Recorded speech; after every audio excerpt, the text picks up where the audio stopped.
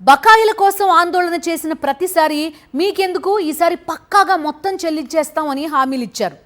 ఏడాదిగా అదే తంతు కొనసాగుతూనే వచ్చింది. దాంతో నెల నెల కోట్ల రూపాయల్లో బిల్లులు పేరుకుపోవడంతో ఆసుపత్రులు దివాలా తీసే స్థాయికి చేరుకున్నాయి. ఇక చర్చలు నిరసనలు చేసి ఉపయోగం లేదని భావించిన AP speciality hospitals association ASHA కీలక నిర్ణయం తీసుకుంది. టీడీపీ కూటమి ప్రభుత్వ నిర్లక్ష్యం పేదల ప్రాణాల మీదకు తెస్తోంది. ఏప్రిల్ 1 నుంచి ఏపీలో ఆరోగ్యశ్రీ సేవలు పూర్తిగా నిలిచిపోనున్నాయి. 3,000 కోట్ల రూపాయలకు పైగా బిల్లులు నిలిచిపోవడంతో నెట్వర్క్ ఆసుపత్రులు గత్యంతరం లేని పరిస్థితిలో ఈ నిర్ణయానికి వచ్చాయి.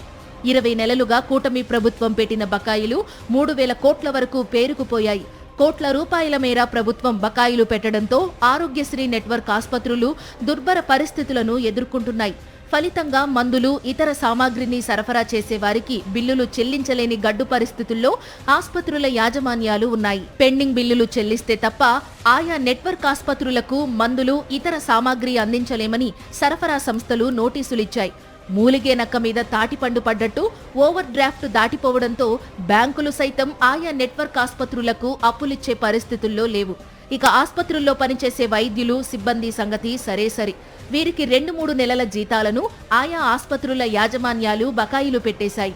ఇలాంటి పరిస్థితుల్లో ఇకపై మేం సేవలు కొనసాగించలేమంటూ ఏపీ స్పెషాలిటీ హాస్పిటల్స్ అసోసియేషన్ ఆశా గత కొంతకాలంగా ఆందోళనలు, నిరసనలు నిర్వహిస్తోంది.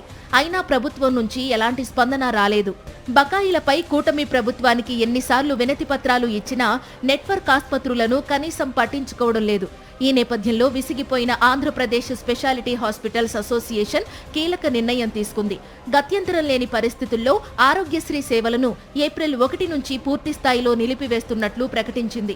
తాము సేవలు కొనసాగించాలని ప్రభుత్వం అనుకుంటే తక్షణమే పెండింగ్లో ఉన్న 3,000 కోట్ల రూపాయలకు పైగా బకాయిల చెల్లింపులకు సంబంధించిన రోడ్ మ్యాప్ ఇవ్వాలని, దానితో పాటు ప్రొసీజర్ల రేట్లు పెంచాలని ఆరోగ్యశ్రీ నెట్వర్క్ ఆసుపత్రులు కోరుతున్నాయి.